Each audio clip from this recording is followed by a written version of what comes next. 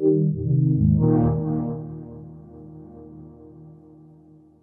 episode of The Goldbergs that's coming out, it's about the Michael Keaton Batman. So you kind of grew up probably having the conversation among friends, right? When they gave me the script for this episode, like instantly I was like, oh my God, I was in the theater for the day. I remember June 23rd, 1989. I'm going to have such connection to this material, forgetting that this is the show that says 1980 something. Like they never really pinpoint it in time.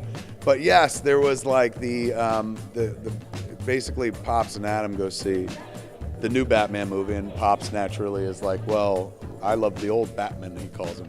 And so it sets up the kind of generational conflict. And that went on in my house when Batman first came out, like Tim Burton Batman. My dad was just like, that's not Batman. And we literally have that same scene in the show. Where you're like, Beetlejuice is playing Batman? What is this? That never bothered me. Like, I remember he had done Clean and Sober at that point, and he was so intense in Clean and Sober. You could see that, I guess, that intense performance. And we didn't know that they were going to build him up with a suit. You know what I'm saying? We all had in our minds like, oh, they'll do an Adam West suit.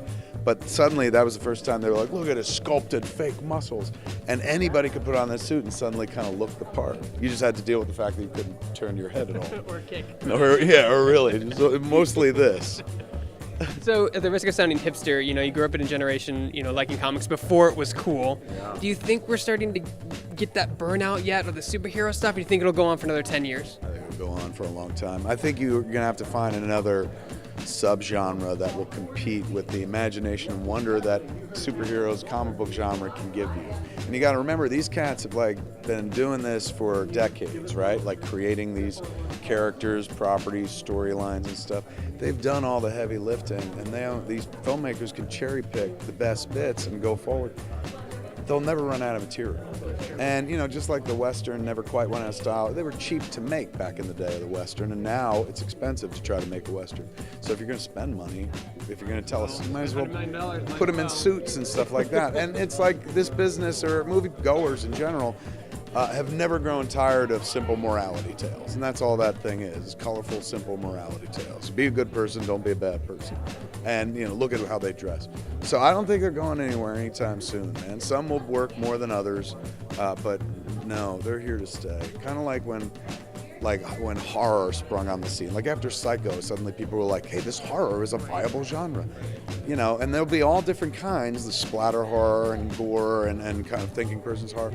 But the genre is never going anywhere because it provides you so many potential stories to work from. And that's the first thing anyone's ever looking for in TV or movies. Like, we need a story. They got a bunch. They got ass loads of fucking tales. And if you run out of the ones that have already been done, you can literally just create new ones, as they do now with the movies. They kind of create storylines that they call something Civil War, but it doesn't look like the Civil War I read, but close enough and stuff like that. So yeah, I don't think they're going anywhere soon. Do you think we'll eventually, have some camaraderie? We've already seen some camaraderie with Sony and Disney. Think we'll get Fox eventually in that bandwagon and all combined together? I think if we ever had a chance, it was when Hugh Jackman said, I would put the claws back on if Marvel and Fox teamed up Avengers and X-Men. So I think that's the closest we'll get. If somebody hears that, and depends how much Logan is made, if somebody hears that and decides, and you know who that somebody's got to be, it has to be on the Fox side. Somebody would have to hear that and be like, we could make a potential $1 billion more.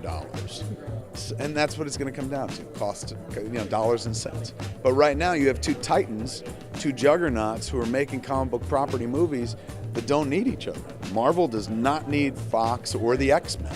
They've created their own kind of universe and stuff.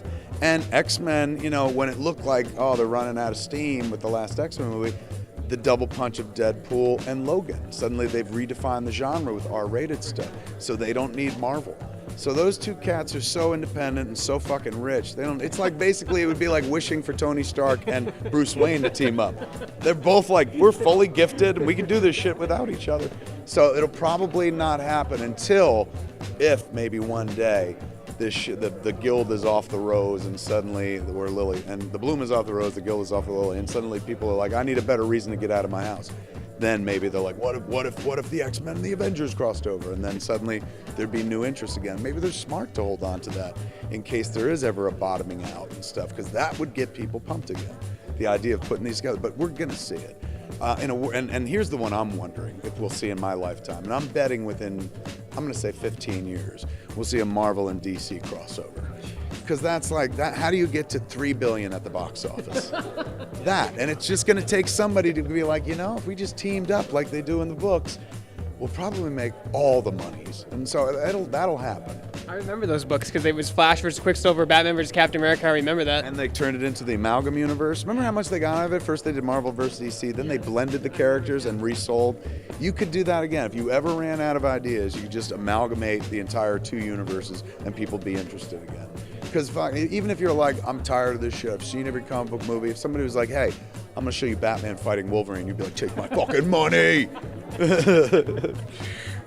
So talk about what makes the 80s so great. I mean, especially for this show, because as you said, it's 1980s, blah, blah, blah, but it's still the 80s at its core. Much like that 70s show when that came out. My dad loved that show. Did he really? Yeah. Yeah, I never got into that 70s show. It didn't look like a 70s I remember because those we're kids 80s were kids. teenagers. Yeah, we're 80s kids, and my dad was born in 70, but when I did my hanging out was in the 80s and stuff. So when I watched the Goldbergs, it's instant endorphin release because they'll from the beginning, little montage, or like in the 80s, and they start whatever the theme of the show is, and they show you images of things that instantly make you happy or things you lived through and stuff.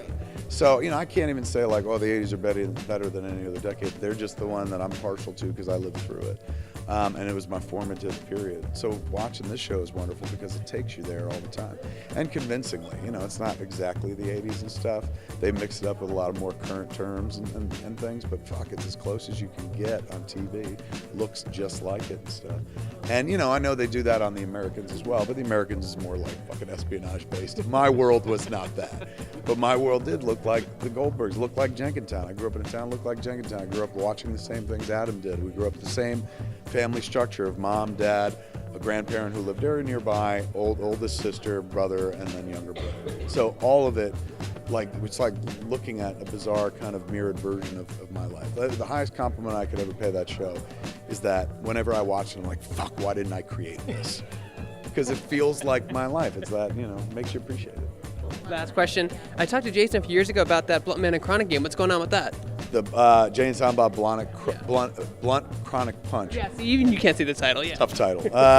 Trevor Furman, who played Elias in Clerks 2, and his partner, they did a FIG campaign to raise money for it. So they're still building it. And they said at the beginning, it'll take 2 years to build. I guess, it is what it is. So they're building, and I've seen some artwork. I've seen all the artwork, but I've seen some graphics, like them putting together, I forget what they had a name for it, but a run of the character doing everything it needed to do, and it looks fucking dope. Do you think you'll ever get into writing for video games? I just can't get my head around it. Like Paul Dini tried to explain it to me, because he's written for the Arkham games and stuff, and I couldn't. I'm like, so wait, do you write left? Do you write A, X, B? He goes, no, you just write the story. And he's like, the gamers do it. I know what's going to happen is toward the end of my life, I'm going to remember, oh, that's what it is. Now what I've learned on these, I'm shooting Flash and Supergirl, I was always scared to write stunts or action into a movie because I was like, that seems complicated. And now that I've done it a bunch, I'm like, oh, you don't do it. Somebody else does. You hand it to somebody way smarter than you. It's really old school of thinking. I love it. That's how I think. Yeah. It's kind of. So now I feel like maybe I'll eventually get that way with video games as well. I'm like, oh, you're overthinking this. You just need to come up with a storyline. And they asked me to the Injustice game. For 2, they were like, why don't you write the storyline? And I was like, I'm flattered. I would love to, but I don't know how to write a video game. My father, if he was still alive, would be like, shut the fuck up and just do it. Pretend you know how. Yes. It's crazy. But yeah, so maybe one day, but right now, no. I mean, Trevor even asked me, he's like, you want to write the Jay and Silent Bob game? I was like, I don't know how to do that. And he came up with the storyline. I was like, that sounds good. I'd play that game. He's like, that's it. I wrote a video game. I was like, oh, maybe.